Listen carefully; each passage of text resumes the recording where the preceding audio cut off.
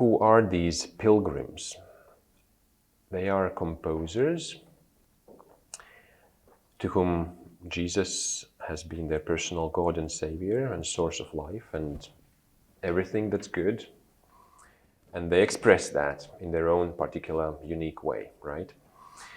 And most of them, not only the four that I'll play, but many others who are in this program in a different version, are Catholic or Orthodox believers, not so much Protestants, and I think many of you might know the historical reason for that.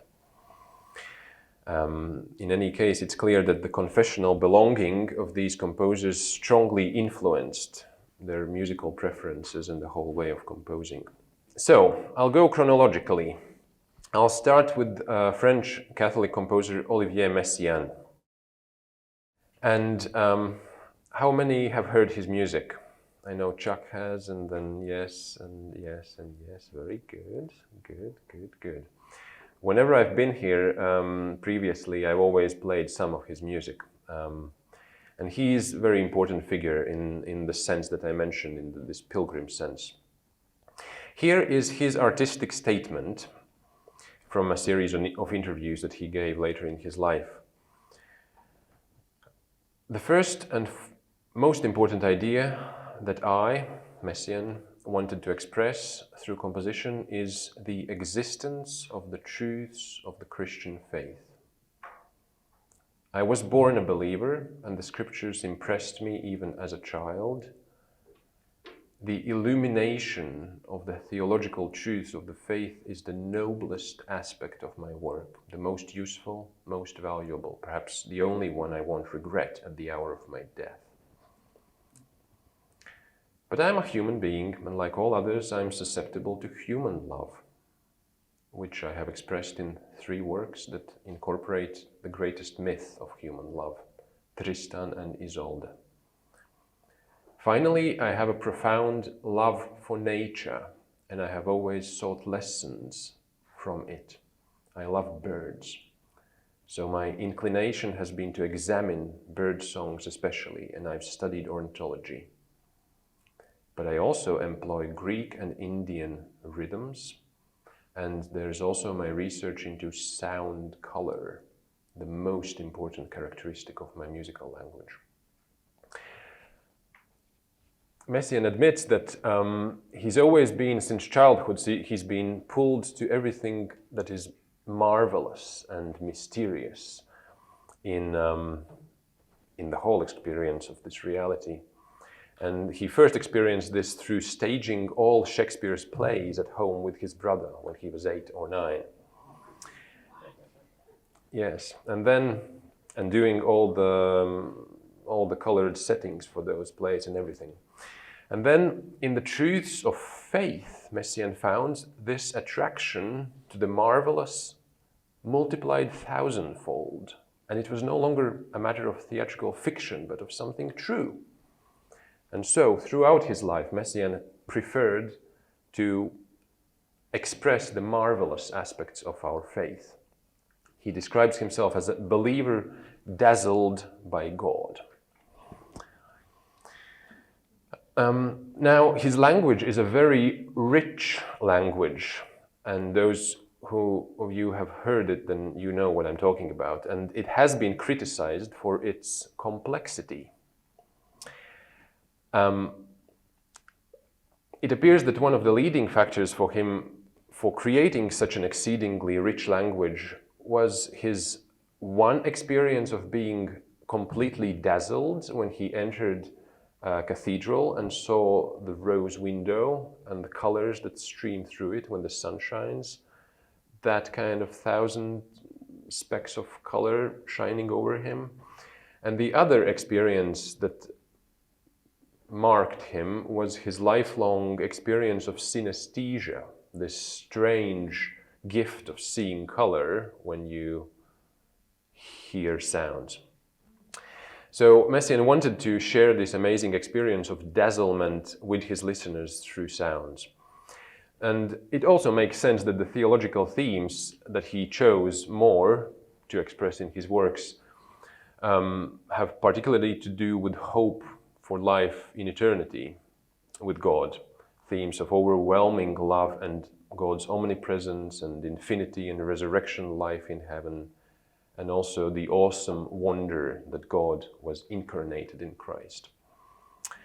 And I like that when Messiaen was asked why his works are so, let's say, daring, he said, well,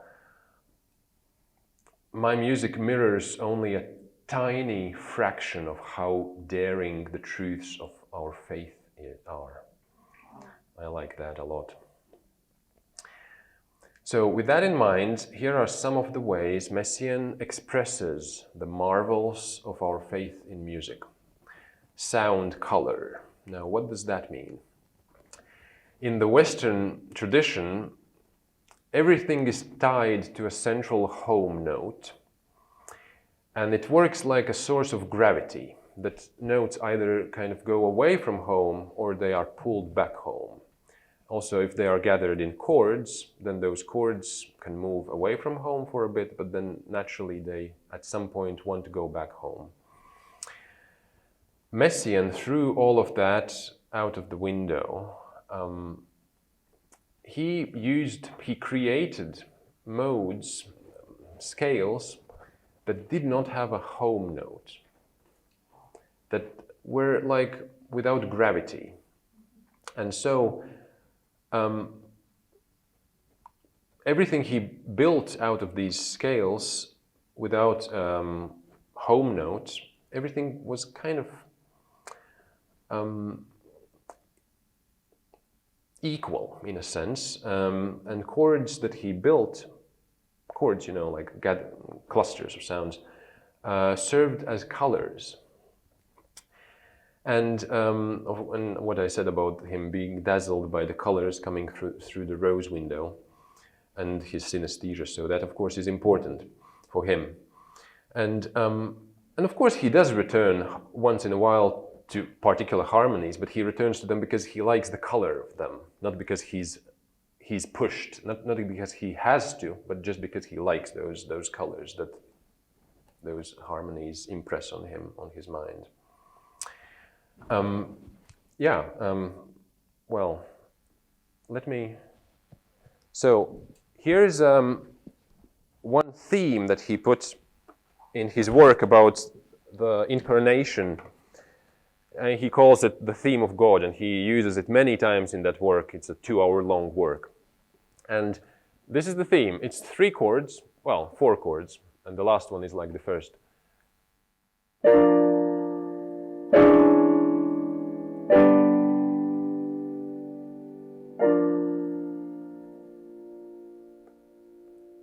But they don't have to go that way. They could also go... Right? They are not pulling towards that last chord. Normally in Western tradition they would, but not in Messiaen's. Not in Messiaen's color language. And I'll play something else, some other excerpts now. Let's see how the volume goes, maybe... Oh, but I can control it from here as well. I can control it here. So this will be just a bit from a piece called 3 Small Liturgies for the Presence of God.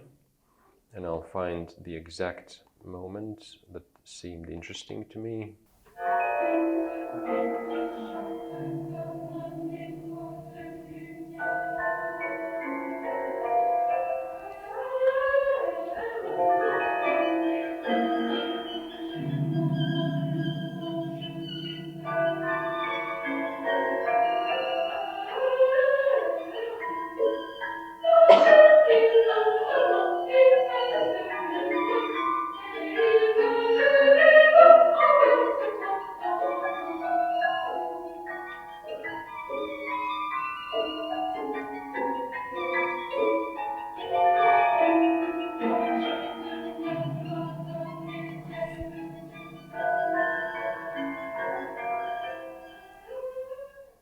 How many different timbres did you hear happening at the same time? And they kind of repeat the same thing. The singers repeat the same melodies and the other instruments as well, but it all just becomes this texture that kind of is static and still very active, right? Here's another bit from a piece called From Canyons to Stars. And this movement is called the Zion Park, which is a geographical place in America. Zion Park and the Celestial City.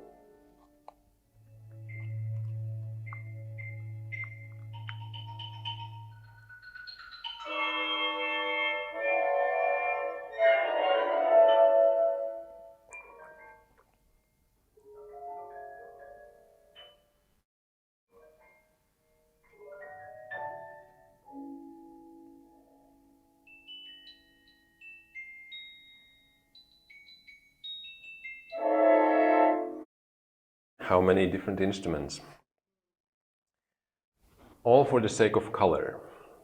He saw specks of golden and brown and violet when he wrote this, and I think he loved those sets of colors, and like painters do, right? Like we all do, and so that's how he wrote it and why he wrote it, I think, that way. So that was sound color. Another element is birdsong, as we already mentioned. Messiaen became an ornithologist and spent huge amounts of his time gathering on real field trips with pen and paper the bird songs of various localities, not just the whole of France, but also during his international concert trips, South American birds, Far East birds, and so on. And this obsession is a direct result of his view that birds are the greatest musicians of our planet, and that they are the ones who know best how to praise their creator. So here is, he wrote a three-hour long cycle called The Catalogue of Birds, all the birds from France. So the mountainous birds and the seaside birds and the wooden living in the forest and so on. So this is a woodlark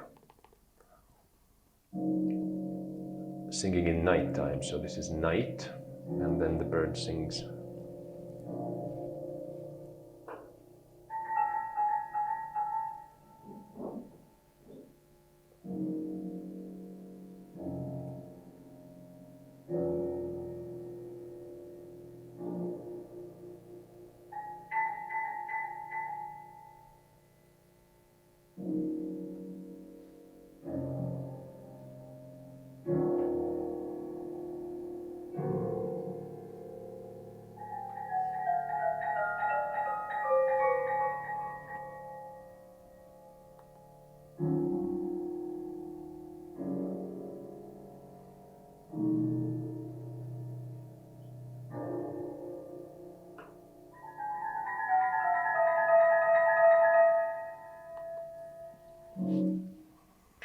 And another, that he liked to put birds kind of not side by side, but how they compete, that they sing at the same time and kind of listen to each other and at the same time compete. And so another piece, another just short moment from another piece from this catalogue of birds is the short-toed lark competing with the crested lark. And let's see if you can tell which one has the last word.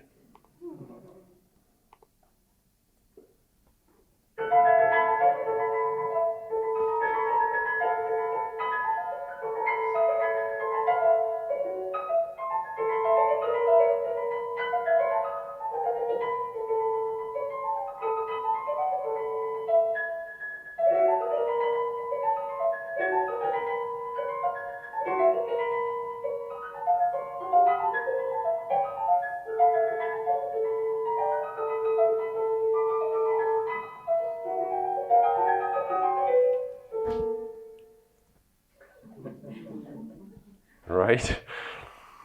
And the last bird bit comes from his only opera, 4-hour-long opera about the life of Saint Francis of Assisi, which he describes as the progress of grace in the heart of a saint. And you know this famous story that Francis was preaching to birds. And so this is the moment when birds respond to his sermon.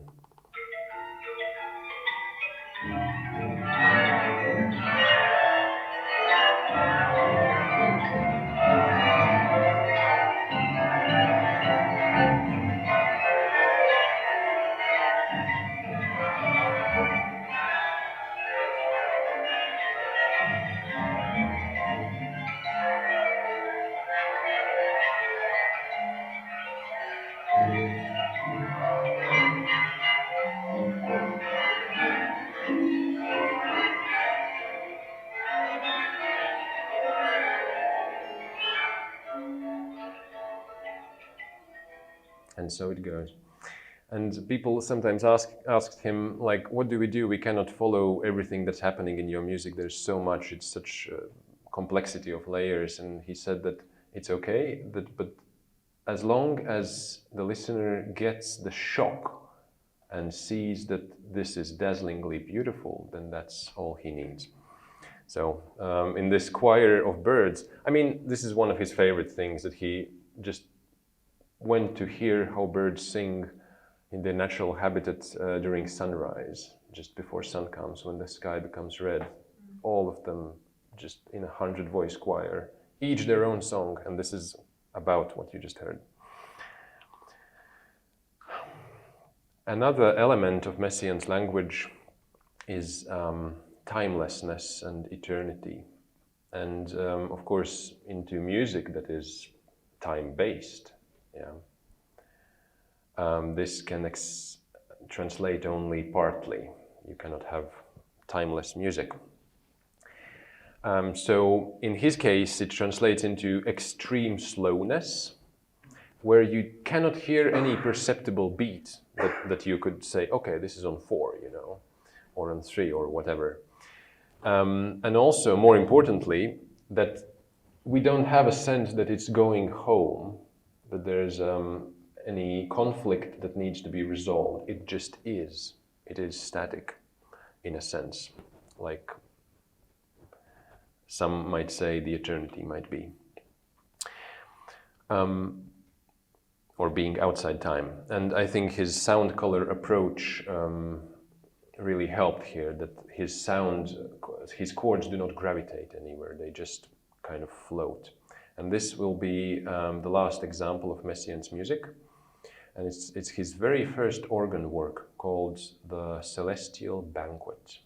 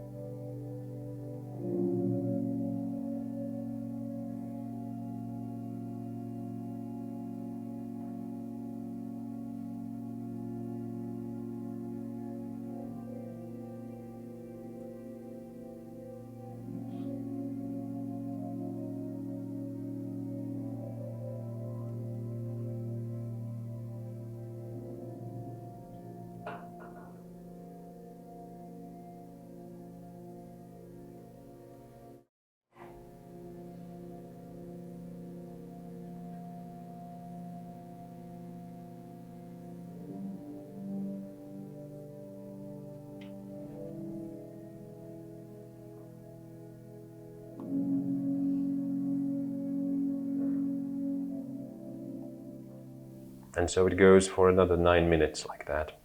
Very difficult to tell how long the note values are, right? It's like just super long notes, like what beat is there? Right, now this was Messiaen. The next composer for us chronologically is English composer John Tavener. How many have heard his music? Yeah, it was a time when his music was super popular. I mean, rock music magazines were discussing his works, which were always overtly religious. And his music sales were, you know, like close to what pop music had. So it's quite something. His music was performed during Princess Diana's funeral. That also probably helped for the popularity. Now, Tavener, John Tavener, took a great deal from Messiaen's approach, in particular this that we just mentioned, timelessness, which Tavener achieved not only by slowness and not only by avoiding this gravity feel that we have in the West, but also by using material that has been around forever, let's say. The Russian and Greek Orthodox chants, the Byzantine chants, that actually musically they never develop or resolve any problem, but they simply exist as statements of faith without like human emotion, but with this kind of divine serenity, similar to the icons, which do not strive to fulfill any personal agenda of the artist or some creed or such artistic creed, but they share this unchanging, lasting reality. Tavener often said that he wants to create icons of sound. And Orthodox chant, Byzantine chant, often also has this low bass note that just lasts for the whole chant. It just remains like a fundament, like unchanging reality below whatever melody could happen above it. Another way Tavener achieves this unchanging state, this timelessness, is through the use of symmetric structures. So he uses clear-cut blocks of material that he just groups, we could say, but he groups them often symmetrically, that there's a central axis and everything happens one way and then it happens backwards. So it doesn't move from A to B, it just is. I cannot demonstrate this to you because it usually takes a long time to happen. I just played a piece that lasted 40 minutes. It was quite symmetrical. But he incorporates this symmetry also in a very miniature scale. So one of his best-known songs called The Lamb, just listen to its melody. Here's the melody. Central note and around it.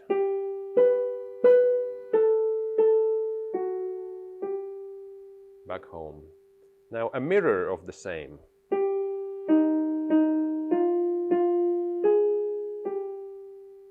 And now both together, mirrored.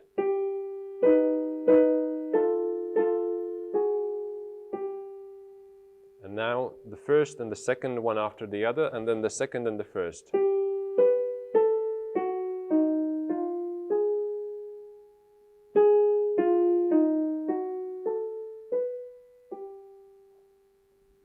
That's not the whole song, but that's just the beginning. And he just plays with these structures, these mirrors. This was The Lamb. But fundamentally, Tavener does differ from Messiaen's approach in the sense that he's not striving ultimately for the dazzlement, but for innocence and simplicity that he viewed as extremely important for spiritual life, just like the gospel is for every person, not just the smart ones gathered here or in a similar way, but also for the poor man and the street sweeper. And so also Tavener, while wanting his music to express the most important and the most grandiose truths of our faith, he still wanted that everyone could grasp them. And one reason for this was because he had an opinion that complexity eventually leads to evil. And that's something that I don't fully understand why he said that. often. But this resulted in the sparseness of his musical language, these very basic building blocks and repetition of the same and small variants. Some hate it, some love it.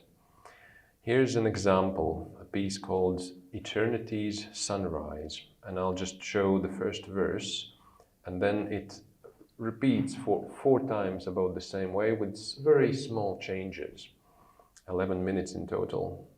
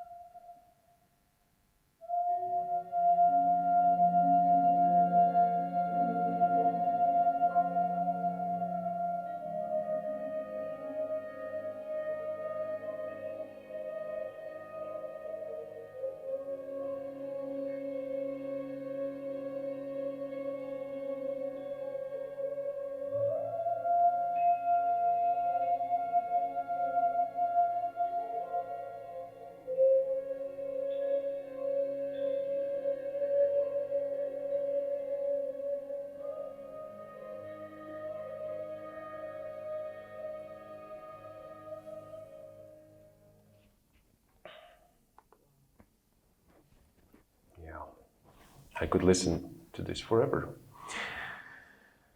But Tavener could also build the most magnificent cathedrals of sound using that same simplicity, basic simplicity. And a good example of this is the piece Fall and Resurrection that Tavener also came to witness in performance in Riga, in my home city. That's my only time of seeing him live at St. Peter's Church. 2006, and I was there, and I still remember one terrifyingly powerful moment when a tam-tam was crushed in the balcony, and I just saw the shadow of the player coming like that. Good that I saw it, because otherwise I would just die from the shock. We will not hear that moment here, because otherwise the speakers might burst. But we shall hear three moments from this work because it's just so powerful and also important. So the beginning, the creation, even before creation, the chaos. So silence in the beginning and then the chaos. The interesting thing about the chaos is that it's meant to sound like chaos, of course, but Messiaen has compressed into that 1 minute everything that he wrote in that 1 hour long piece. Can you imagine? And then, of course, when it's expanded and the creation, so non-creation has become creation, then it's beautiful. But in the beginning it's all there, but it's chaotic and there's no sense in it. So, and then we'll hear a single voice of Adam saying, alone. And I'll just stop there. This is the primordial silence and then the chaos.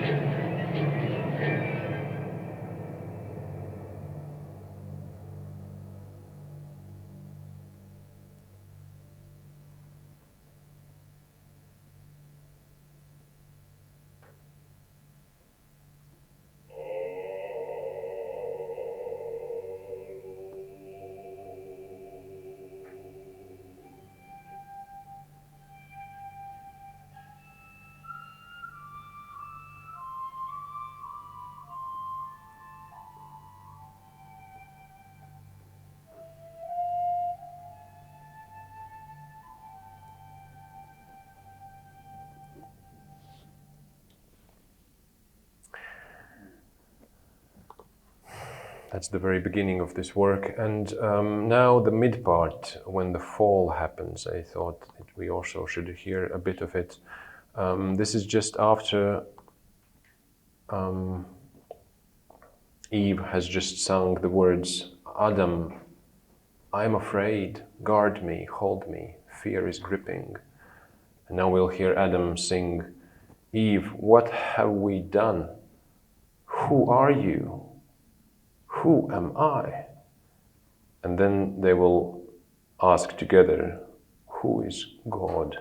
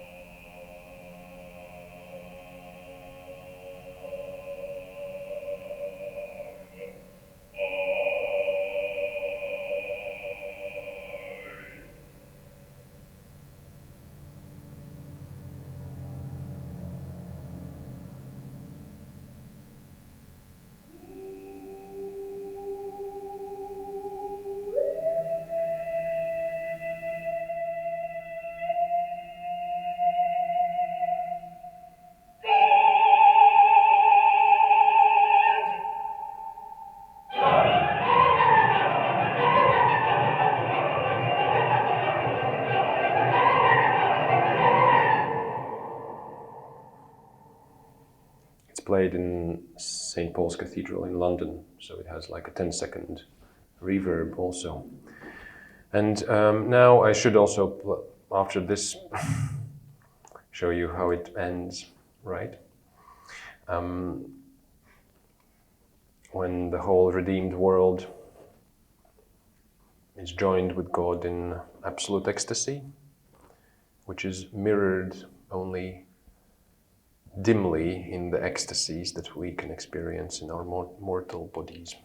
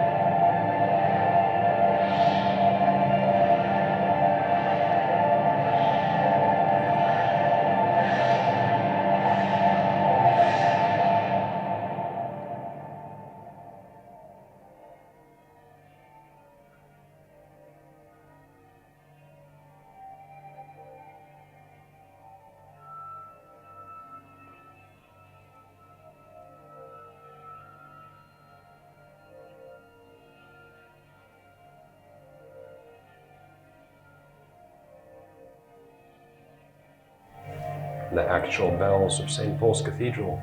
Can you imagine what people on the street would think was going on?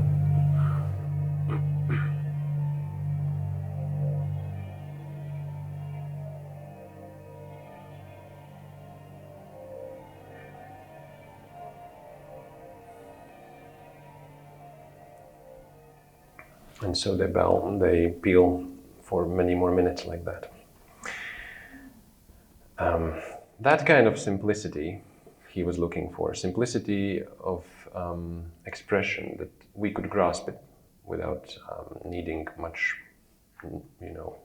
previous knowledge. I'll talk now about two other composers who are still living, and I know them personally, and they are from Latvia. Georgs Pelēcis. So about Taverner's simplicity, I mean, even though he wanted simplicity, but it still might appear too complex for some listeners, right? Maybe to grasp the clear-cut symbolism of it. But there has been a composer who is a Christian who has written with playful innocence and simplicity for half a century already, and this is Georgs Pelēcis. I know him personally ever since I performed his Concertino Bianco, so a piece only for the white keys, when I was 12. Let's talk a little bit about this thinking behind the simplicity.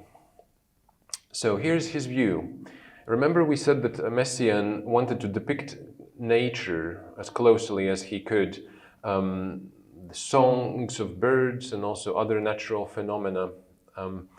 Pelēcis calls all of this the natural acoustic of the world, while music to him is a special, separate language of beauty that God has given to us as a means of expressing our gratitude and praise. In other words, the music we can create is not just an extension or imitation of the natural world, like that it sounds like the grandiosity of nature, but no, it's something quite apart, quite unique and fully available only to us, to human beings. And Pelēcis thinks that the musical language that God has given to us is our modes, our very simple major, minor modes that even with the most basic music lessons everyone knows. And modes reflect this hierarchy because they all have that home note, that fundamental note, that kind of Godhead, which works like a gravity. And then this means that whatever music is composed using these modes, it will necessarily have directionality.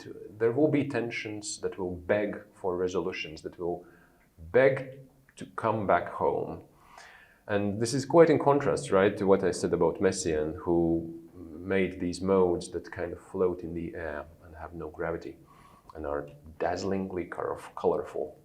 So the practical result of Pelēcis' use of these traditional modes led to a musical language that is usually called euphony. Have you heard the term? It's sometimes used. Euphony it means sounds combined in such a way that they please the ear, that they are arranged harmoniously without dissonance. Now, when you hear this music, you might say to yourself that, look, this is nice, sweet music. Sounds like maybe a little bit popsy. So what's the whole thing about it? What's so special here? Yes, but he worked in the academic circles in the 20th and 21st century, and that has been an extremely lonely position for Pelēcis for about 30 years. Only now his music is being accepted more widely. And I think the reason for this is that his music is simply too pure for secular audiences especially. They cannot bear it, while they cannot help but love it at the same time. And he also talks about evil in music, and he thinks that the general movement of humanity away from God's principles and commandments during the last century was reflected also in what happened in music, that composers stretched and stretched the natural hierarchies so far that the hierarchy lost all its meaning, the meaning of the home or the Godhead. And then they discarded the modes altogether and started writing in the so-called 12-tone technique, where all notes have equal value and there's no such thing as home note. And so Boulez saw that this, what was happening in society in general, also was reflected in the arts and also in music. And of course it produced some powerful works, but nevertheless, to Boulez, the very meaning of music was destroyed in this way. And so he's one of the lonely warriors still working in the academic circles, fighting for the value of euphony for all of us. And here's just the beginning of this Concertino Bianco.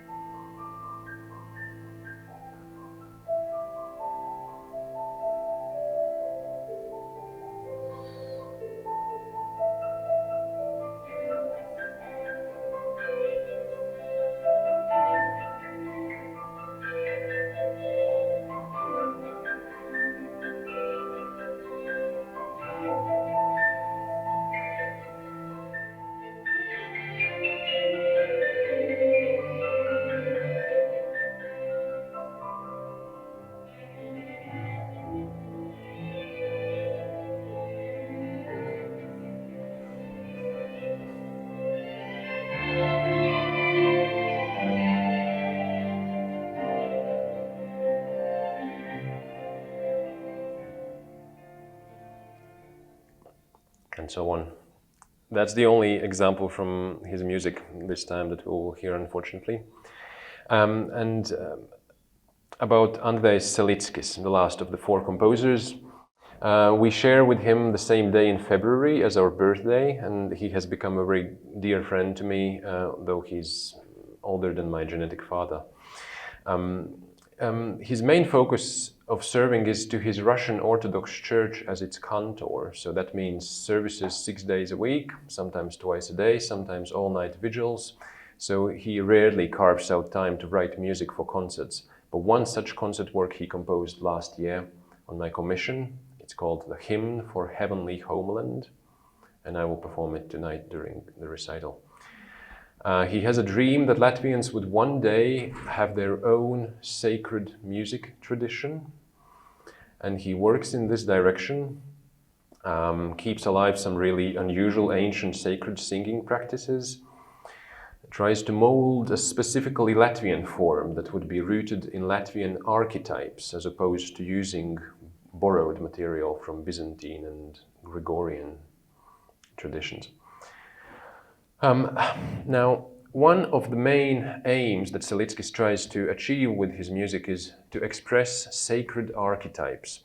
So symbols we all can relate to throughout the generations. And one of the main characteristics of archetypes is that they transcend the here and now and the individual ego. Zariņš's most important mentor, Estonian composer Arvo Pärt, has also said about this theme that the secret why some music remains timely and current throughout the centuries is not how extensively its author perceived his own present, but how extensively its author perceived all of existence, with all of its joys and worries and secrets.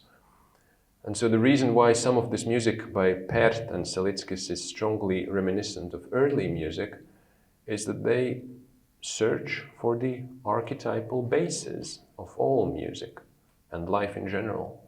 And so it begins to make sense that Salickis always prefers to take ancient monody, single-line melody from the very first centuries, as his starting point, as his fundamental archetype.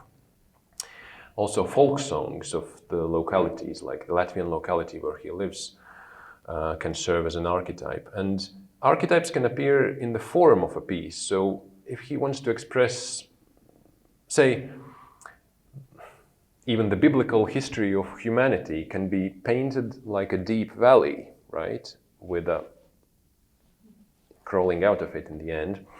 And so that can also be expressed in music. Numbers are deeply symbolic in our faith. 3 times 3, 7, 12, and Salickis often uses them. His bells chime 12 times to remind that the time is full. The presence of God for Salickis is always a reality, but we need to be reminded of it, and so he regularly uses small bells or their imitations.